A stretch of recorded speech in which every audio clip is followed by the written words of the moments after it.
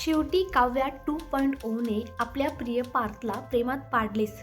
मित्रांनो, काहीही असलं तरी स्त्रीच्या सौंदर्याला पुरुष हा भुलतोच, कारण स्त्रीकडे तेवढंच एक काय बोलतात ना, एक महान शस्त्र असतं जे पुरुषांना प्रेमात पाडू शकतं. आणि काव्याने सुद्धा तेच केलेलं आहे.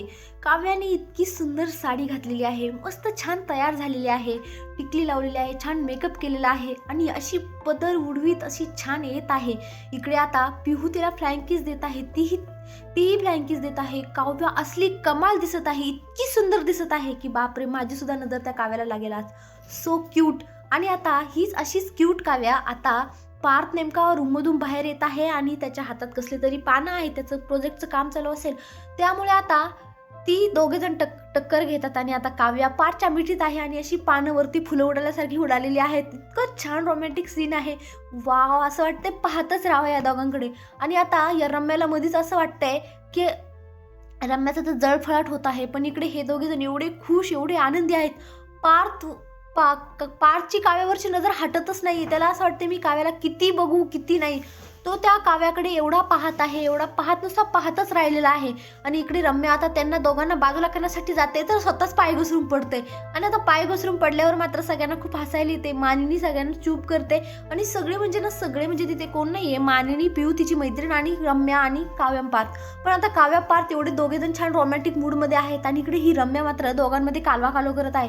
त्यामुळे आता ही घसरून पडलेली आहे आणि इकडे मात्र यांचा दोघांचा रोमॅन्स तर काही संपतच. मग हे दोघेजण एकमेकांना म्हणजे पाहतच आहेत एकमेकांकडे. आता काव्या पार्थला जागा करण्यासाठी बोलते की अहो धनी, सोडा ना मला, सोडा धनी. मग तेव्हा पार्थ तिला बाजूला करतो. मग इकडे रम्या बोलते की पार्थ, मी घसरून पडले रे, मला हात दे ना. तेव्हा काव्या स्वतः हात देते आणि बोलते की अगं रम्या, हात मला माग ना हात, मी देते तुला हात. आणि असा हात देईल ना की आयुष्यभर तू कधी माझा हातच सोडणार नाही.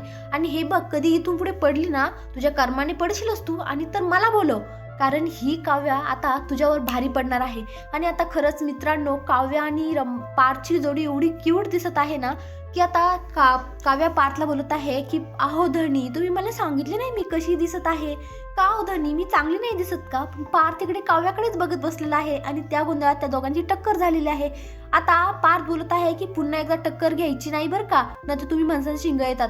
पण आता काव्या बोलते की नाही, तुम्हाला टक्कर घ्यावीच लागेल पुन्हा, म्हणून ती लांब चाललेली आहे पार्थ.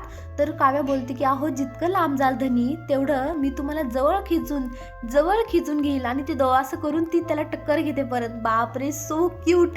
आणि आता इकडे जीवा सुद्धा आता नंदिनीच्या घरात प्रवेश करणार आहे, कारण घरात कोणीच नाहीये. त्यामुळे आता जीवाला सुद्धा मौका भेटलेला आहे नंदिनीला मनवण्याचा. तर आता खरंच या दोन्ही जोड्या मकर संक्रांतीच्या दिवशी मला आता नक्कीच एकत्र येतील. तुम्हाला काय वाटतं कमेंटमध्ये नक्की सांगा. धन्यवाद.